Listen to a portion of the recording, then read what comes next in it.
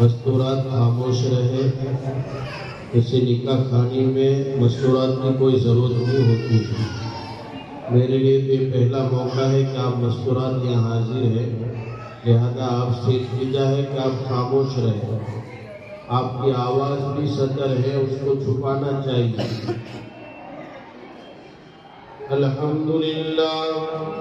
अल्हम्दुलिल्लाह नहमदुहु व नस्तईनुहु व नस्तगफिरुहु व नु'मिनु बिही व नतवक्कलु अलैहि व नऊज़ु बिल्लाहि मिन शुरूरि अनफुसिना व मिन सय्यिआति अमालिना।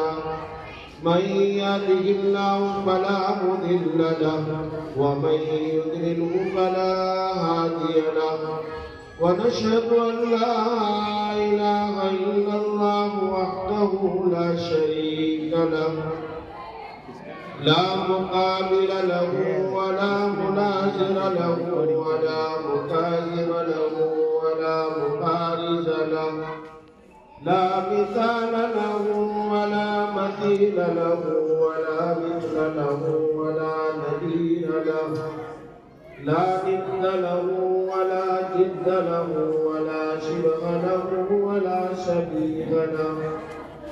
ونشهد أن سيدنا وحبيبنا وسندنا ومولانا وأكرمنا وأنورنا وأحسننا وأطيبنا وأعلانا وأولانا وأزكانا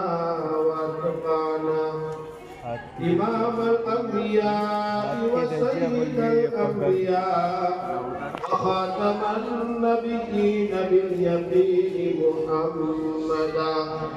باليقين محمدا عبده ورسوله. وصلى الله عليه وعلى آله وأصحابه وأتباعه وأزواجه وذرياته وبارك وسلم تسليما كثيرا كثيرا.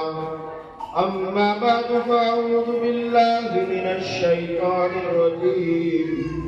بسم الله الرحمن الرحيم.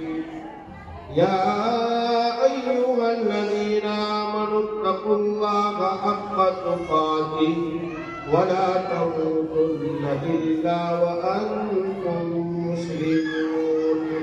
وقال الله تبارك وتعالى في مقام آخر: يا أيها الناس اتقوا ربكم الذي خلقكم من نفس واحدة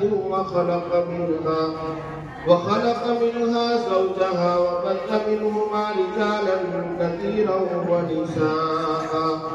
واتقوا الله الذي تساءلون به والأرحام إن الله كان عليكم رقيبا. وقال الله تبارك وتعالى في مقام آخر: يا أيها الذين آمنوا اتقوا الله وقولوا قولا سديدا يصلح لكم أعمالكم ويغفر لكم ذنوبكم ومن يطع الله ورسوله فقد فاز فوزا عظيما.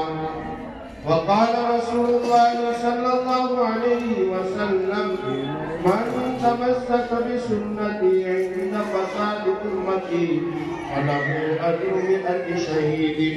وقال رسول الله صلى الله عليه وسلم: كل أمتي يدخلون الجنة إلا من أبى. قيل: يا رسول الله من يأبى؟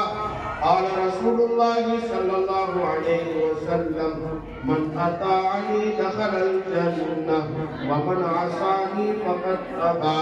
وقال رسول الله صلى الله عليه وسلم: النكاح من سنتي. وقال أيضا: من رغب عن سنتي فليس مني، أو كما قال عليه الصلاة والسلام.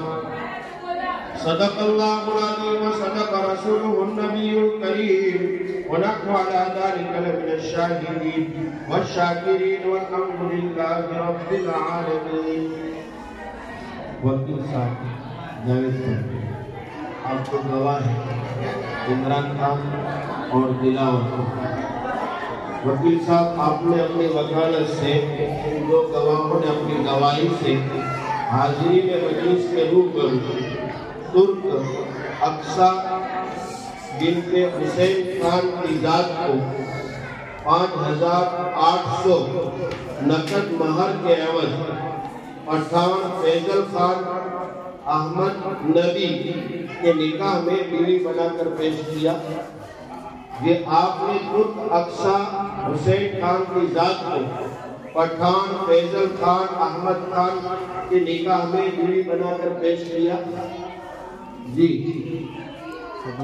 فیصل خان وکیل صاحب نے اپنی وکالت سے ان دو گواہوں نے اپنی گواہی سے حاضرین مجلس کے روبرو ترک اقصی حسین خان کی ذات کو آپ کے نکاح